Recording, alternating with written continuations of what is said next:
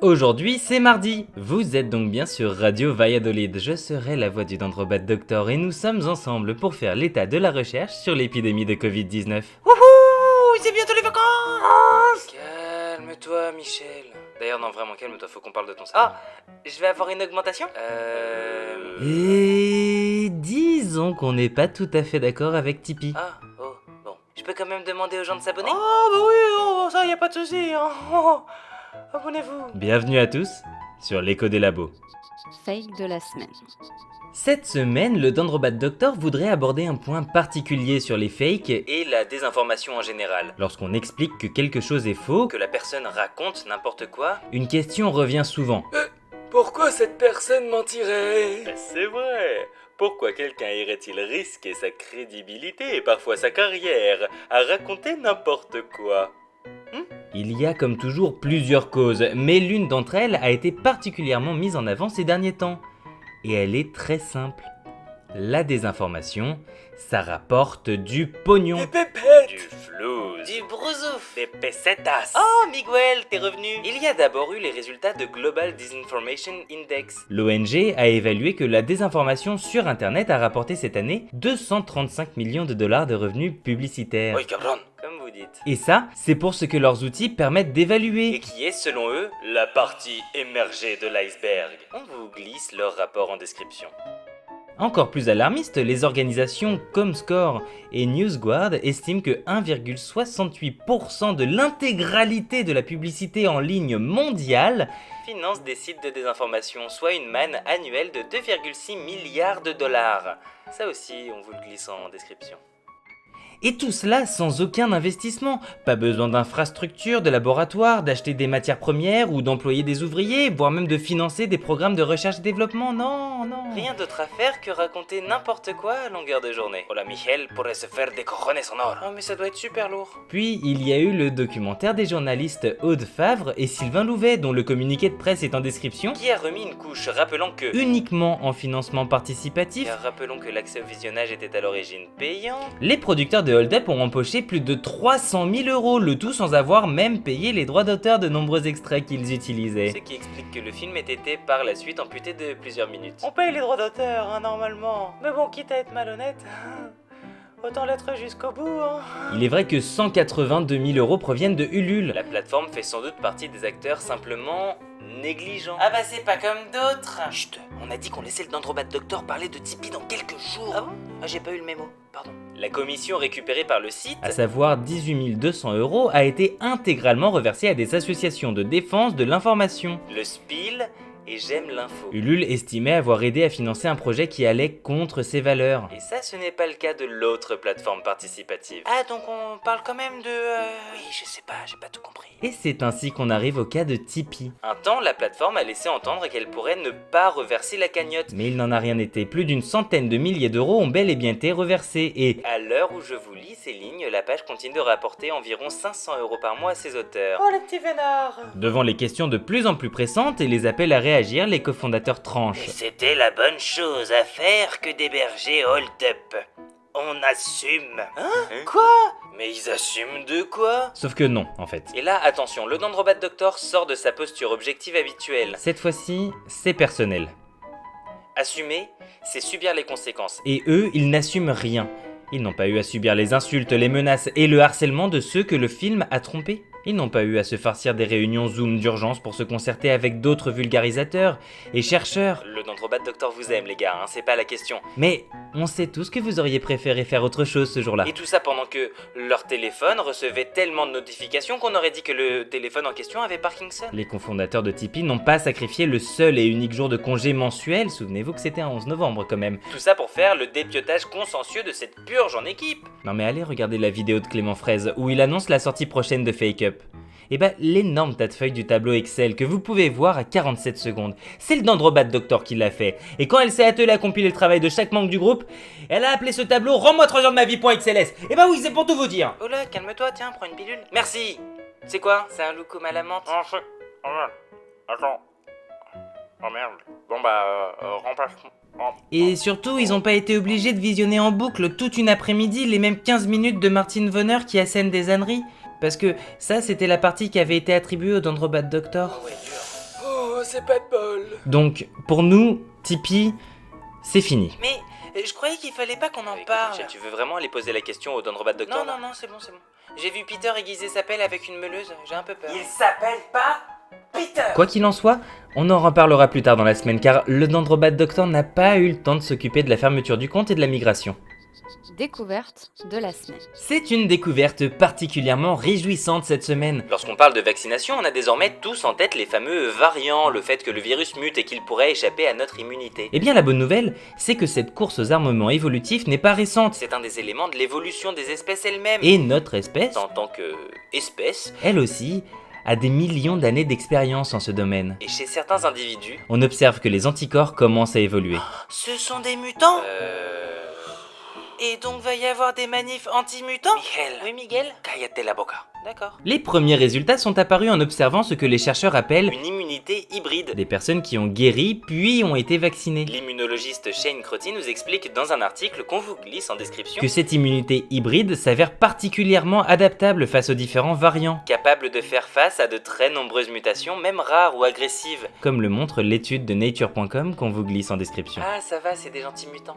Oui, si tu veux. Mais il y a peut-être encore mieux. Une publication récente, encore en préprint, donc comme d'habitude, on ne s'emballe pas, on se détend, on prend une tisane et on va lire la description, montre que cette production d'anticorps plus flexible commence également à concerner des personnes qui n'ont jamais été contaminées, mais qui ont reçu 2 doses de vaccin ARN. Des anticorps qui parviennent mieux à reconnaître les variants et à s'en défendre. Une piste à creuser donc. Piste de la semaine. Vaccination nasale. INRAE a annoncé cette semaine avoir obtenu des résultats précliniques très encourageants pour son candidat vaccin. La particularité est qu'il s'agit d'un vaccin administré dans les muqueuses du nez pour bloquer la voie de contagion. On vous met le communiqué de presse en description, mais globalement ça dit que l'immunité obtenue après 2 administrations est jugée excellente par l'Institut, qui pense entrer en phase de production des lots dès l'automne, afin de commencer les essais cliniques sur l'humain en 2022. En cas de résultats satisfaisants, la mise sur le marché aurait lieu en 2023. Impasse de la semaine. Israël. Scruté sous toutes les coutures en tant que premier pays largement vacciné, l'ancien bon élève fait face à une nouvelle vague de contamination très difficile à arrêter. Le variant Delta, bien plus contagieux que la souche originelle, se répand à grande vitesse parmi la population insuffisamment protégée, et le pays affronte en effet une opposition farouche à la vaccination de la part de certaines catégories de la population, en particulier les juifs ultra-orthodoxes, qui font plafonner son taux de vaccination global aux alentours de 69%, là où la France, à la campagne plus tardive et qui fait face à l'une des plus grandes défiances vaccinales en Europe, dépasse 73%. Mauvaise nouvelle de la semaine. Immunité collective. Le nombre de nouvelles primo-injections quotidiennes s'effondre en France, alors que la barre des 80% d'immunisés, permettant une forme d'immunité collective, n'est pas encore atteinte. Et encore, hein? Face au Delta, on peut être pessimiste sur une immunité collective à 80% de vaccinés. Vendredi, seuls 73,6% des Français étaient primo-vaccinés, dont 69% de vaccinés complets. 14,5% de la population éligible, à savoir les plus de 12 ans, ne sont toujours pas immunisés. Parmi eux, on estime qu'il y a 11% d'irréductibles qui refusent d'en entendre parler. Ah, irréductible, c'est un peu nul comme mot, non? Ah bah ce sont les mots de l'Institut Odaxa. Je te laisse lire le rapport en description. À part chez les adolescents, les chiffres stagnent dans toutes les catégories de population.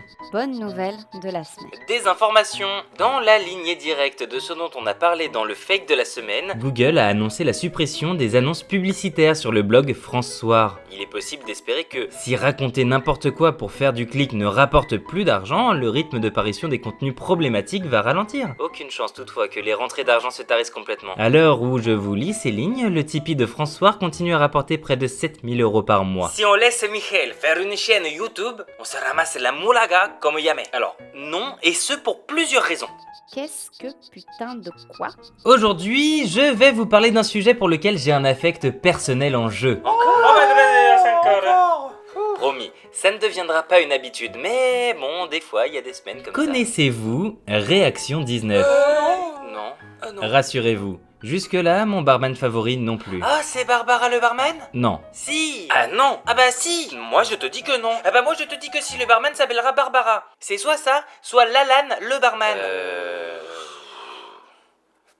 Barbara a du flair. Comme tous les barman. Et lorsqu'un client a débarqué avec un papier de cette association expliquant qu'il avait le droit de simplement fournir le résultat d'un autotest avec signature sur l'honneur à la place d'un pass sanitaire pour aller prendre une pinte, il a eu le réflexe de demander à son dendrobate préféré si ça lui disait quelque chose. Et de fait, Oui. Car figurez-vous qu'il existe une association qui a mis au point une technique bien rodée. Envoyer leurs adhérents dans des bars, restaurants ou autres lieux ouverts avec un pass sanitaire Et leur faire présenter ce fameux papier. et les poursuivre en justice si l'entrée leur est refusée. Ils seront bien évidemment déboutés. C'est évident, mais Qu'importe, une petite structure, surtout après des mois de confinement, ne peut pas se permettre d'aller en justice. elle n'a pas la trésorerie pour. Alors bon, je vous connais, vous allez me demander qui peut bien être derrière un plan aussi tordu. Qui peut bien être derrière un plan aussi tordu?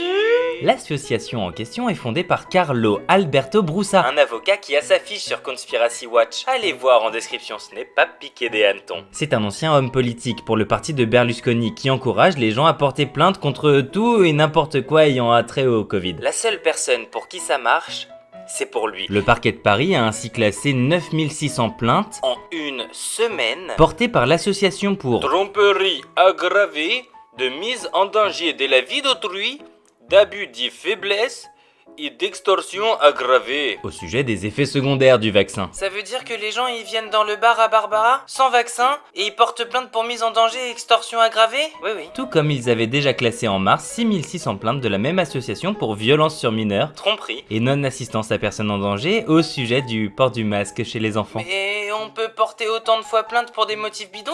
Je veux dire, c'est rentable ça? Ah, en tout cas, le parquet a annoncé avoir reçu depuis le début de la pandémie 18 200 plaintes, De ce type. c'est-à-dire faites selon des modèles proposés par l'association. À 2 € le téléchargement, et il faut compter 3 à 5 téléchargements par dépôt de plainte, à effectuer depuis votre espace privé adhérent payant. On arrive gentiment proche des 50 000 € minimum. Il y a des gens qui sont nés avant la honte. Point méthode de la semaine. Les conflits d'intérêts. C'est une expression qui est beaucoup ressortie Parfois en boucle, pour discréditer certains médecins, mais il semblerait bien souvent que les gens ne sachent pas trop. ce que cela veut vraiment dire. Petit tour d'horizon donc de ce biais possible des études qu'est le conflit d'intérêts. Et comment s'en prémunir? Tout d'abord, un conflit d'intérêts n'est pas illégal. Sont seulement illégaux en France la prise illégale d'intérêts et le trafic d'influence. Tous deux étant liés au fait de recevoir indûment quelque chose lié à ce conflit d'intérêts, mais l'existence de ce conflit en lui-même n'est pas répréhensible. J'ai pas tout compris. Un conflit d'intérêts pour une personne, Et le fait de devoir gérer plusieurs liens d'intérêts. des liens avec des aspects financiers, politiques, stratégiques ou je sais pas moi, Et ces liens s'opposent. et dont l'un est possible de corrompre la bonne exécution de l'autre. Qu'est-ce qu'il dit je crois que j'ai plus de piles dans mon sonotone. Ah, mais ça marche jamais, C'est- de merde. C'était pas clair? Oh, je suis... Non, j'ai pas compris. Bon, alors voilà un exemple. Si vous faites une étude scientifique sur un traitement, Afin de voir si ce traitement fonctionne contre une maladie quelconque. votre premier lien d'intérêt est avec votre laboratoire et la communauté scientifique. Vous avez un intérêt à faire une étude solide et impartiale pour mériter votre salaire. Et préserver la crédibilité de votre carrière. Mhm. Mais si le groupe qui fabrique ce traitement est un des financeurs de votre laboratoire, Vous avez également intérêt à dire que ce traitement fonctionne, peu importe si c'est vrai ou pas. afin qu'il se vende bien, Et que le groupe continue de financer votre laboratoire. il y a alors conflit d'intérêt. Oh oui, d'accord. c'est... Ah, j'ai trouvé des piles. On voit bien alors que le conflit d'intérêt est un terme régulièrement mal utilisé en population générale. Avoir été employé, toucher de l'argent d'un laboratoire ou faire des conférences pour lui. N'est un conflit d'intérêt que si on étudie, promeut ou prescrit un produit que lui vend. Il faut qu'il y ait un risque d'influence pour parler de conflit d'intérêt. Comme Garance Doré. C'est qui ça? C'est une influenceuse. Moi j'en ai trop marre. Je me casse. J'en ai marre. Alors, que faire? Frappez Michel. Certes, ça défoule, mais ça sert à rien dans le cas présent. Plusieurs choses sont mises en place à différents niveaux. En France, pour les professions liées à la médecine, la déclaration des liens d'intérêt est obligatoire. Et vous pouvez consulter toutes les déclarations sur la base de données transparence.santé.gouv. Ce qui permet une surveillance des intérêts de chacun et d'éviter de mettre des gens à des places. Ou de leur faire des demandes pour lesquelles ils peuvent avoir des conflits d'intérêts. Également, pour chaque publication scientifique, il est demandé aux auteurs de mentionner leurs conflits d'intérêt dans cette recherche, ainsi que les sources de financement du projet ayant abouti à cette publication. Cela ne suffit bien évidemment pas toujours, mais cela permet de faire un premier tri. Par la suite, si des phénomènes suspects sont repérés, le recoupement des déclarations entre les chercheurs, les médecins et les laboratoires Qui sont également obligés de déclarer ce qu'ils font de leur argent et qui ils payent avec ça. permet de repérer l'existence de conflits non déclarés. Si vraiment l'affaire semble importante, Des organismes anticorruption comme Anticor, en France, peuvent déclencher une enquête. et Je me demandais, Quoi encore? on va faire comment pour se payer des cafés sans Tipeee? On n'a qu'à ouvrir un OnlyFans.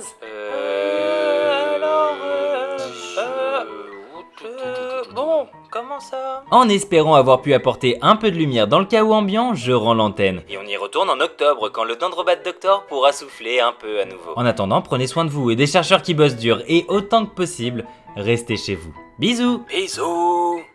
Mais c'est quoi OnlyFans? Non mais surtout, papy. Comment tu connais OnlyFans? Quoi, j'ai appris à surfer sur les internets, hein. Mhm. Et il y a des chouettes musiciens, je vous ferai dire sur ce site. Ah bon? Enfin, je veux dire, ah Puis oui. elle est pas si bête mon idée d'abord, hein. C'est un peu surprenant que tu connaisses, dirons-nous. Et dis-toi là, tu connais aussi OnlyFans?